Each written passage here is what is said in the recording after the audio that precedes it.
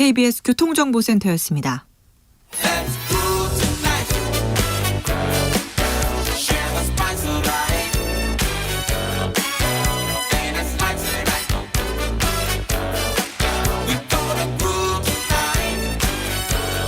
국민 MC 정관용. KBS 1라디오 정관용의 시사본부.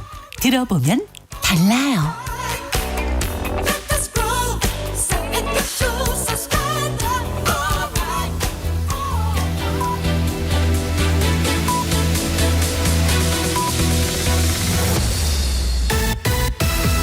고두절미 각설하고 고고고.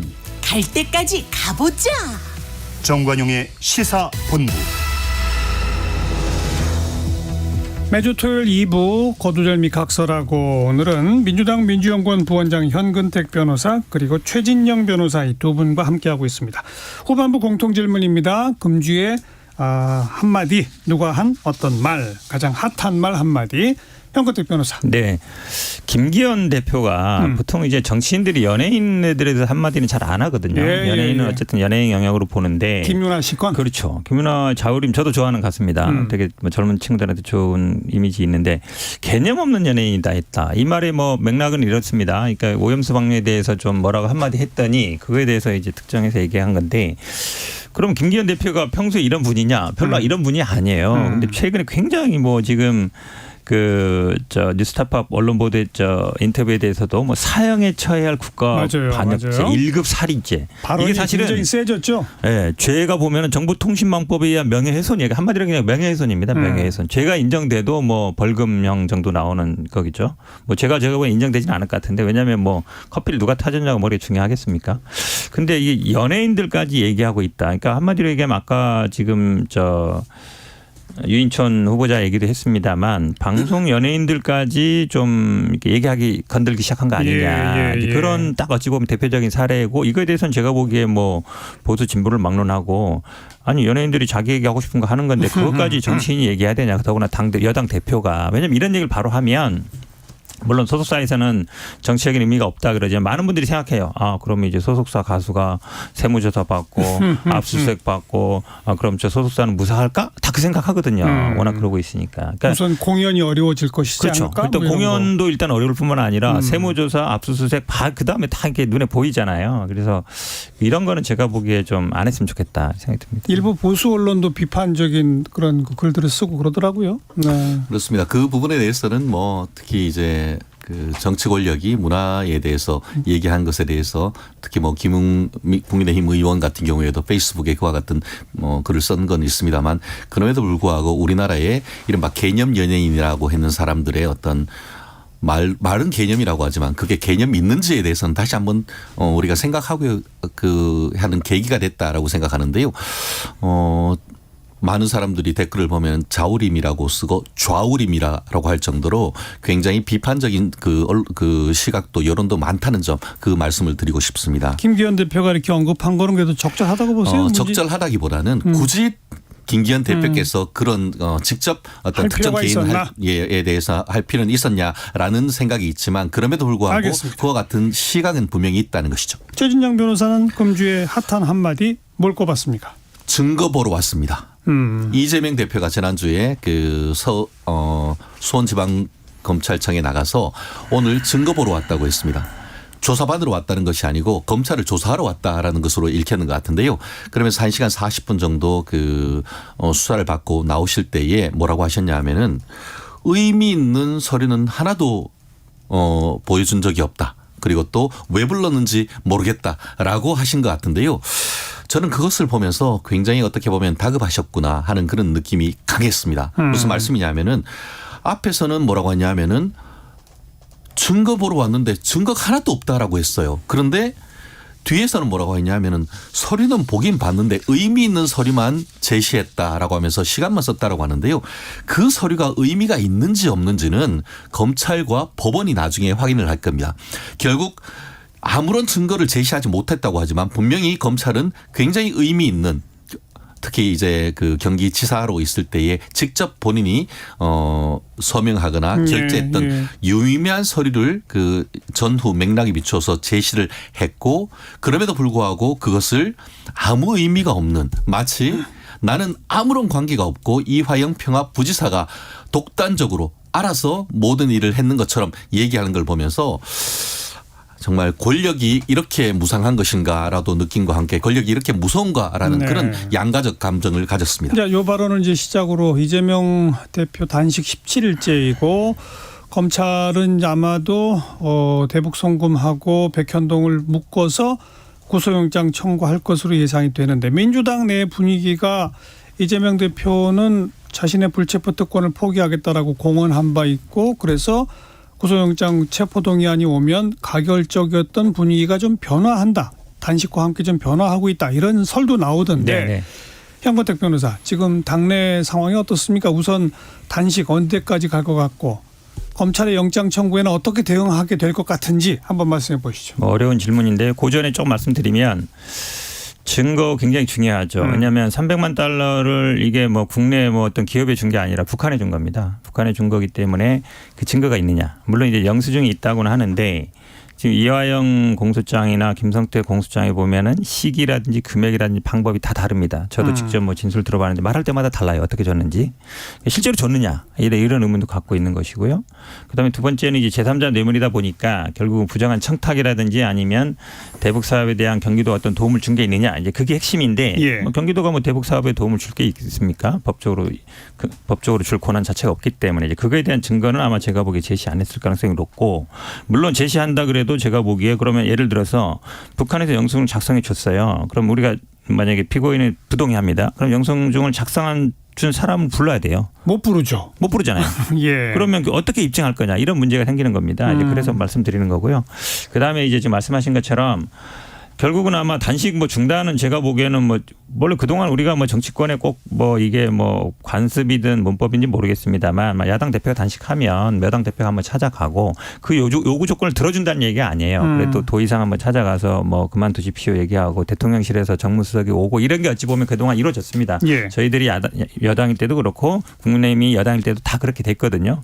근데 이번이 이제 그런 게 전혀 안 이루어지고 있어요. 그러니까 김기현 대표도 뭐 중단하십시오 말은 하지만 찾아가진 않는다는 거 아닙니까? 대통령실로는 당연히 찾아갈 생각도 없는 것 같고 그게 어찌 보면 참 매장하다는 생각이 들고요. 지금 뭐 관건은 사실은 영장 청구를 언제 하느냐 문제잖아요. 근데 뭐 그거는 뭐 야당이 결정할 수는 없는 건데. 검찰이 결정하는 그렇죠. 거죠. 근데 지금 언론 보도에 의하면 이미 이제 수원의 기록은 이제 중앙지검으로 왔다는 거고 그럼 영장 청구가 임박했다는 건데 일단 그러면 이제 추석 전에는 하겠다라는 생각이 들고요. 왜냐하면 그래야 일단 추석 때 일단 뭔가 이슈가 되는 것 같고. 체포동의안이 오면 민주당 어떻게 오면은 합니까? 제가 보기에 지금은 이제 부결 분위기로 가는 것 같아요. 그래요? 네, 왜냐하면 이게 지금 이재명 대표가 계속 그 전에는 그러니까 회기 아닐 때 좀 해달라. 비회기 때 해달라. 그게 8월이었거든요. 8월에. 그러니까 그때나 지금이나 수사 결과 달라진 건 없어요. 뭐 이화영 진술 받겠다는데 이화영 진술이 핵심은 아니었어요. 그 당시에도. 그럼 사실 그때 했으면 되는데 왜 지금 하느냐. 이 의문이 있는 거고 그거는 당연히 이제 민주당 갈라치기 하겠다는 것이고요. 그다음에 시기적으로도 그렇죠. 어쨌든 지금 설 전에 지금 하겠다는 것이기 때문에 제가 보기에는 단식 전에도 논란이 있었습니다만 단식 전후로 해서 지지자들도 그렇고 이렇게까지 지금 벌써 단식한다고 해서 방탄이라 그러는데 단식해도 부르잖아요. 가고 뭐 단식한다고 영장 청구를 안 한 것도 아니고 단식하고 뭐 소환이나 영장 청구 관계 없는 것 같고 근데 분위기는 제가 보기에는 부결 쪽 부결로 가야 되느냐 아니냐는 당내의 그래요? 그런 목소리는 큰 것 같습니다. 이번에 또 부결시키면 중도층으로부터 강한 역풍이 있을 것이다. 그건 있을 것 같고요. 이런 얘기도 있는데 그럼에도 불구하고 그런데도 아마 제가 보기에는 윤석열 정권은 포기는 안 할 것 같아요. 뭐 정자동도 있고 뭐도 있기 때문에 계속 있기 때문에 이게 끝나진 않겠죠. 최 변호사는 이 단식 언제쯤 어떻게 정리가 될 것 같은지 구속영장 부분은 어떻게 해야 한다고 보시는지. 검찰이 사실상 이재명 대표의 단식을 막을 수 있는 유일한 사람이 아닌가 뭐 이런 느낌인 것 같습니다. 무슨 말씀인지 뭐 아마 들으신 분 아시겠습니다만 지금은 어쨌든 그 단식의 명분을 뭐 윤석열 정부의 폭주 뭐 개각 뭐 이런 얘기를 하지만 사실상 이른바 방탄 단식으로서 본인이 검찰에 가서 구속영장 청구 안 당하겠다라는 그와 같은 방탄 단식이란 것은 삼척 동자도 지금 사실 아는 것 아니겠습니까? 그렇기 때문에 아무리 어떻게 보면은 김기현 대표가 찾아가서 손잡고 설령 윤석열 대통령이 손잡는다 하더라도 검찰에서 영장 청구하지 않는다는 약속받지 않는다 하면은 이재명 대표로서는 단식 끝낼 생각이 사실은 없다고 보는 게 합리적인 어떤 추론이라고 저희는 생각을 하고 있는데요. 그럼에도 불구하고 지금 김기현 대표 같은 경우에도 정중히 단식 중단을 요청합니다라고 말씀하면서 그 대안으로서 한번 찾아갈 생각은 건강을 없나요? 회복하면은 빨리 여야 대표 회담을 하겠다라고 아하. 지금 얘기를 했지 않습니까? 그런 점에서 무조건 이제 찾아가지 않는다는 것만 해가지고 어떤 그 비판하기는 어려울 것 같습니다. 저는 개인적으로 이번 주 초부터 어쨌든 여당 수뇌부가 가급적 찾아가서 좀 단식을 좀 만류하는 그런 것이 좀 필요하다라고 좀 언론을 통해서도 말씀하고 있습니다만 어쨌든 지금 그 여당 내의 전체적 기류는 여전히 어떻게 보면은 어떤 성인병이 있는 분으로서 10일 넘게 단식을 한다는 게 의학적으로 불가능하다는 것이죠. 그렇기 때문에 지금 단식에 진정성이 너무나 없기 때문에 그러한 것에 대해서 손을 내밀어 준다고 하는 것이 과연 합당한가라는 그런 어떤 의문에서 지금 이와 같은 일이 지금 벌어지고 있는 것 같은데요. 아마 그럼에도 불구하고 최근에 이제 보면은 건강이 상당히 안 좋아지고 있는 것은 제 눈으로도 이제 읽히는 부분이기 때문에 의료진들이 지금 중단하고 그렇죠. 병원에 갈 것을 권고할 수밖에 그렇기 없는. 때문에 이런 부분에 있어서는 지금이라도 여당 내에서 지금 마쿠적인 접촉을 통해서라도 좀 이재명 대표의 어떤 단식을 중단시키려고 하는 노력은 저는 지금도 여전히 지금 필요하다라고 생각합니다. 나아가 아까 지금 과연 이 민주당에서 이거를 지금 방탄을 할 것이냐 했는데 체포동의안. 그렇죠. 민주당의 조홍천 의원님 같은 경우에는 이렇게 표현했습니다. 이재명의 방탄 지옥.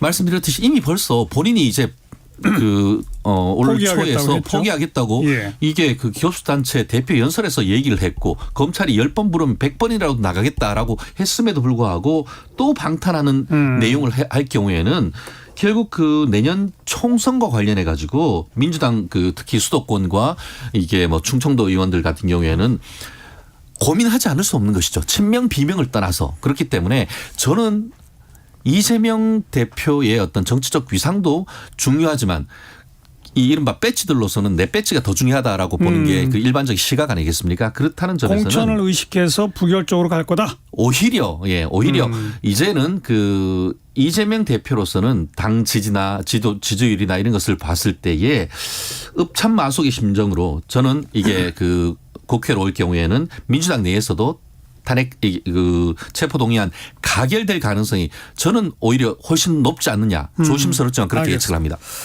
자, 또 최근에 어제 오늘 사이 보도된 또 하나의 정치권 뉴스가 문재인 정부 시절에 대통령실이 주도적으로 각종 통계 숫자를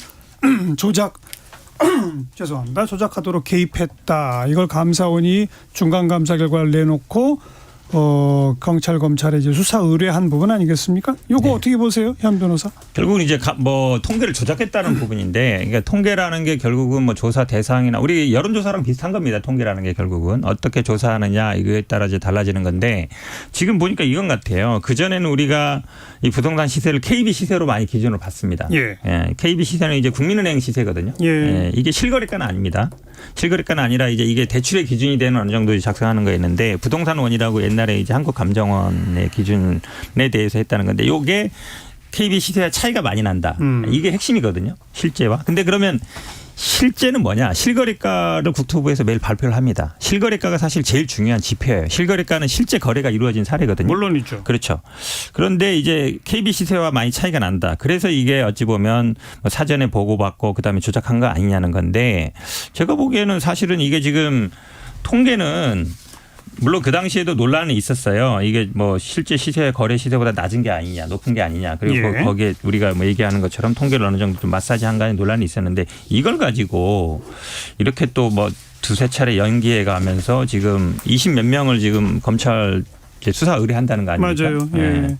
전 정부 한마디로 얘기하면 털기 하는 건데 부동산 그러니까 문재인 정부가 이제 어찌 보면 정권 재창출에 실패한 첫 번째 원인이 부동산이었던 것 같고 네. 그다음에 그러다 보니까 이제 부동산이 그 당시에 많이 오르긴 올랐었는데 그거를 다시 이제 총선의 이슈로 꺼내는 거 아니냐 이런 생각이 들어요. 선거 이슈화다. 그렇죠. 그러니까 시점상. 쉽게 이제 부동산 문제, 그러니까 통계를 이렇게 마사지하면서 실제로 많이 올랐는데 안 오른 것처럼 했다. 그리고 이 부동산 문제를 결국은 아마 문재인 대통령이 어찌 보면 제일 아픈 이제 그 지점인데 그 부분을 다시 좀 정략화시키는 게 아닌가. 왜냐하면 네. 감사원이 지금까지 감사를 쭉 하는 거 보면 알겠어요. 다 그냥 순수하게 이 감사라기보다는 딱 정치적인 목적으로 가고 있어요. 근데 뭐 대통령실이나 이런 데서 통계를 미리 좀 보자라고 하는 것 자체가 법 위반이다라고 하는 게 감사원 쪽의 논리인데 거기에 대해서 문재인 정부 쪽 당시의 인사들은 시장 상황을 더 빠르고 정확하게 파악하기 위한 노력을 했을 뿐이다. 이렇게 지금 반박하고 있는 상황. 최 변호사 어떻게 보세요? 소득 주도 성장이라고 읽고 쓰고 통계 조작 성장이라고 읽는다. 이렇게 얘기할 수밖에 없는 것 같습니다. 충격이다라고 얘기할 수밖에 없는데요. 만약에 우리나라에 있는 대기업이 이렇게 통계 조작 쉽게 말하면은 회계분식했다라고 할 경우에 어마어마하게 사실은 처벌도 되고 그에 따르는 회사가 사실 망하죠. 그런데 대한민국의 가장 중요한 어떤 정책의 그 핵심이라고 할 정책 어떤 그 선정의 핵심이라고 할 수 있는 통계를 이런 식으로 조작했다고 하면은 이거는 범죄 중에 굉장히 엄청난 큰 범죄 아닙니까? 네. 지금 내용을 보면은 그 부동산원과 관련해 가지고 4년 5개월 그 월로 하면은 53개월 정도 되는데 94회 조작했다고 합니다. 그럼 뭐냐면은 거의 한 달에 2번씩 통계 조작이 있었다는 건 아니겠습니까? 그러면은 문재인 정부 내내 주택에 대한 통계 조작이 계속 있었다는 것이죠. 지금 내용을 보면은 이게 부동산이 계속 오르는데 한국부동산원 그 원장 이게 그 통계가 본인들 어떤 생각과 다르니까 결국 국토부에서 원장을 불렀다는 것 아닙니까? 계속 이러면은 당신들 기관 없애버리겠다라고 얘기를 했다라고 지금 증언이 나오는데 이는 마치 예전에 그 통상산업부에서 월성 원장 연장과 관련해 가지고 백윤구 그 당시 장관이 국장급 직원에게 너 죽을래? 이런 얘기와 거의 겹치는 그런 정도의 어떤 협박이 아닌가 싶은데요. 단순히 그때는 개인에 대한 어떤 보고서 작성과 관련된 문제였지만 이것 같은 경우에는 한국부동산이라고 있는 기관 자체를 날려버리겠다. 이런 발상이 도대체 어디 나오는지 그 후폭풍이 어떻게 된 겁니까? 현 변호사. 아니 잠깐만요. 그 후폭풍이 결국은 집을 빨리 사야겠다는 사람으로서 2030 세대의 비투 열풍으로 돼가지고 결국 집이 떨어지면서 이 지금 그 2030 세대가 지금 엄청난 지금 빚에 시달리게 되는 이 역풍을 가지고 왔단 말이에요. 그거에 대해서 책임져야 되는 건 아닙니까? 문정부가? 집값 떨어지는 것까지 책임지는 건 아니고요. 말이 안 되고 지금 이 통계를 들어보세요. 청년들을 책임을 져야죠. 아니 집값 떨어지고 지금 집을 사는 거는 본인들이 선택해서 사는 것이고요. 그거에까지 책임져라는 것까지 말이 안 되는 것이고 지금 이제 자료를 미리 받았다는 게 사실은 통계법에 의해서는 자료를 미리 공표 못하게 돼 있습니다. 그러니까 그거는 제가 보기에 만약에 미리 받았다는 게 아니라 지금 얘기를 하는 거 보면 그 집값 기준을 잡는 게 월요일이에요. 수요일 날 목요일 날 발표하게 돼 있는데 그럼 수, 목, 금은 빠지게 돼 있습니다. 그럼 그때 것도 좀 보자. 주 중간에 것도 이런 것들을 얘기하고 있는 것이고 지금 이거를 자꾸 이제 조작이라는 건데 왜냐하면 통계라는 거는 작성하는 기본적으로 그 기준이 있습니다. 조사 방식이라든지 아니면 작성 그 샘플을 잡는 거라든지 이제 그런 데서 예를 들어서 튀는 거래 같은 게 있을 수 있어요. 예를 들어 아주 이상적인 거래라든지 이런 부분들을 아마 이제 지적했던 것 같은데 이걸 마치 이제 정책 성과 그러니까 부동산에 대해서 정책 성과를 냈는데 성과가 없으니까 가격이 많이 뛰었다. 그러니까 가격을 좀 낮춰라. 그게 이제 조작이다라고 얘기하는 것 같은데 저는 이거는 볼 필요가 있는 게 요 당시만 보지 말고 그 앞에 것들도 봐야 됩니다. 왜냐하면 작성할 때 통계를 작성하는 과정에서 어느 정도 그러니까 문재인 정부에서만 그래 왔는지 아니면 그 전에도 그러면 그런 협의를 해왔는지 그런 것들을 살펴봐야죠. 제가 이거 한 말씀만 드릴게요. 그러면은 판사가 판결 선고하는데 법원장이 판결 초고 보자고 하면은 그거 직권남용이에요. 왜 자꾸 예전 거를 보자고 해요. 그때 법을 지켜야지. 알겠습니다. 결국 이 문제도 검찰의 수사가 아직 시작도 안 했지 않습니까? 수사 이미 단계 넘어갔죠. 그런데 이제 어쨌든 감사원 자료를 받아서 검찰이 수사를 하고 수사 대상이 된 분들을 기소를 만약 한다면 하고 그것이 재판 결과 정말 부당한 직권남용 내지는 조작 지시였는지 아니면 정상적인 이 정책 수립 과정에서 있을 수 있는 협의였는지 결국은 법원 판단이 나와야 결론이 나는 거죠. 그런데 이제 이것도 오래 감사원은 걸리겠네요. 이랬습니다. 이제 오래 감사원이 지난번에 전현희 감사할 때도 보면 이미 사전에 다 발표해버려요. 그러니까 원래는 이제 감사 얘기도 거치고 해야 되는데 그런 거 가지고 발표해버리고 결론 넣었는데 말씀하신 것처럼 정치 쟁점은 이미 돼버린 건데 시킨 거죠 그렇게. 양쪽 주장에 어느 주장이 옳으냐는 결국 법원 판단까지 가야 되는 참도 지난한 한 과정이 시작된 것 같습니다. 여기까지. 오늘 거두절미 각설하고 민주당 민주연구원 부원장 현근택 변호사 그리고 최진영 변호사 두 분과 함께했습니다. 수고하셨습니다. 수고하셨습니다. 네. FR 데이비드의 Words 들으시고요. 저는 내일 또 뵙죠. 안녕히 계세요.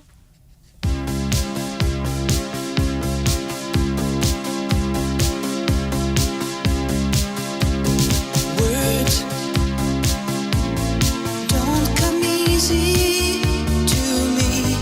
How can I find a way to make you see I love you?